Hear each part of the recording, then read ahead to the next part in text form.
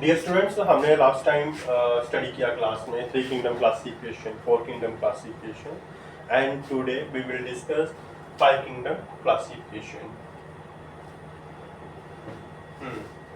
Five kingdom classification was proposed by an American ecologist named as Robert Whittaker. Robert Whittaker एक American ecologist हुए हैं जिन्होंने 1969 में five kingdom system of classification propose करा था. और ये जो रिलेशनशिप जो है, ये जो सिस्टम जो है, ये फाइलोजेनेटिक रिलेशनशिप पे बेस्ड है. यानी कि और एक ऑर्गेनिज्म जो है उसके एंसेस्टर्स क्या थे या क्या रहे होंगे, तो उस रिलेशन के बेस पे जो है रॉबर्ट विटेकर ने ये सिस्टम प्रपोज करा था. और विटेकर ने जो है लिविंग वर्ल्ड को इस सिस्टम के बेस पे 5 किंगडम्स में डिवाइड किया. First one was Monera, another one was protista, then fungi, then Palanche, and last one was Animalia.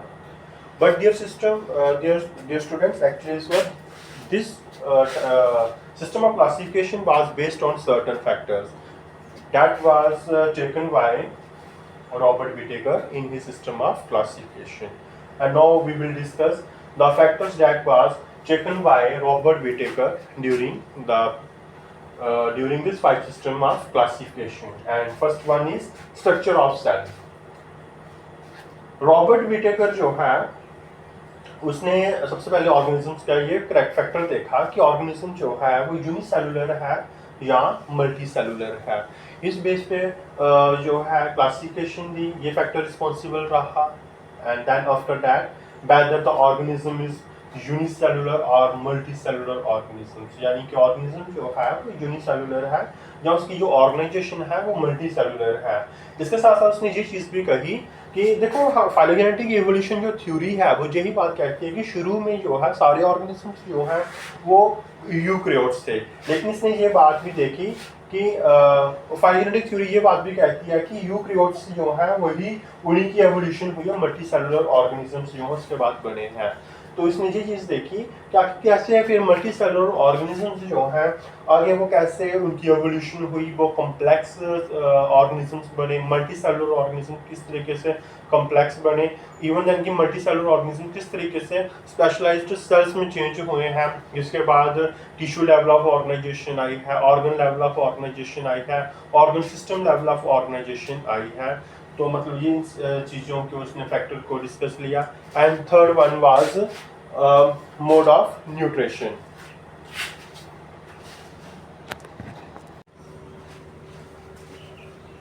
And then another factor was mode of nutrition. Whether organism is autotrophic or heterotrophic. Autotrophics, as we also know, autotrophic nutrition जो है इसको further divide किया गया है chemosynthetic and photosynthetic mode of nutrition. And we also know heterotrophs are further classified into saprotrophs, parasitic, holozoic, and symbiotic. Here, parasitic nutrition is also further divides into two types: endoparasitics and ectoparasitic. And then the next factor was phylogenetic relationship. As I have already discussed, phylogenetic relationship means ancestors relationship of an organisms with their ancestors, and this is a important factor. Phylogeny is the evolutionary history of an organism. Phylogeny जो है एक evolutionary history एक organisms की, एक organism के ancestors क्या है, उसके साथ कैसे रिलेशन रहे होंगे, कैसे उसके बॉडी स्ट्रक्चर में चेंजेस आई होंगी with the passes of time. Therefore phylogenetic relationship of an organisms alone are the index of the true kinship. Phylogenetic relationship से हमें पता चलता है कि एक ऑर्गेनिजम्स की जो है ट्रू किनशिप क्या है. Such relationships are not clear in all cases, but ये रिलेशनशिप सारे केसेस में क्लियर नहीं हो पाते हैं क्योंकि हमारे पास क्या होता है एवोल्यूशन के दौरान जो है कभी रिकॉर्ड अवेलेबल नहीं होता है. Only fossil record can provide such relationship. सिर्फ फॉसिल्स जो हैं वहीं से हम एंसेस्टर्स के साथ जो है एक ऑर्गेनिजम्स के रिलेशन को हम जो डिफाइन कर सकते हैं. But this record is incomplete. I have already mentioned that record is incomplete and is likely to remain so. And उस केस में जो है रिलेशन हम पर्टिकुलर डिफाइन नहीं कर पाते। सो ऐसे केसेस में morphology, cytology, genetics, biochemistry and physiology are required for correct classification of organisms.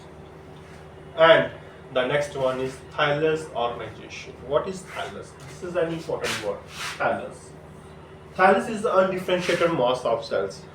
किसी प्लांट बॉडी में जो है मास ऑफ सेल्स जो है निकल सकते हैं, प्रोड्यूस हो सकते हैं, that may be differentiated, that may be that is undifferentiated. Undifferentiated की पर्टिकुलर कोई ऑर्गन नहीं बना रहा है, वो जो मास ऑफ सेल है, जहाँ कोई पर्टिकुलर रोल प्ले नहीं कर रहा है, ठीक है ना।